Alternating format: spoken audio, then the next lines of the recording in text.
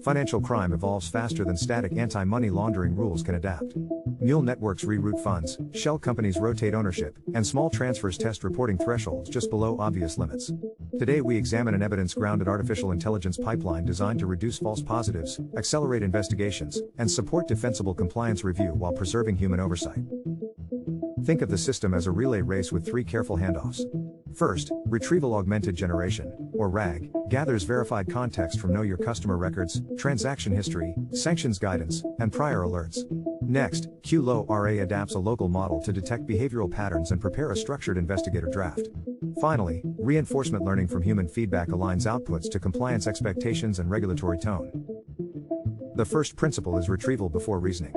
A model alone cannot see an institution's live operational truth, so RAG assembles evidence before analysis begins. If activity shows repeated transfers near a $10,000 reporting threshold, the system retrieves Know Your Customer details, beneficial ownership records, recent account behavior, and current advisories. That grounding keeps conclusions tied to verifiable facts instead of guesswork. QLO-RA makes rapid adaptation practical without retraining an entire model from scratch. A stable base model remains in place while a lightweight adapter learns from confirmed investigation outcomes and earlier suspicious activity report narratives. Running efficiently on secure local hardware reduces exposure and operating cost while helping detect subtle structuring and smurfing behavior as new cases emerge. Detection alone is not enough if the written explanation cannot survive audit and review. Reinforcement learning from human feedback adds supervisory guardrails using input from experienced investigators and compliance reviewers.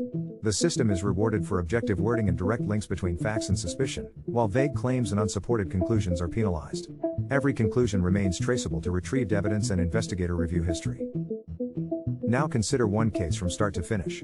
A shell company receives rapid international transfers from high-risk jurisdictions.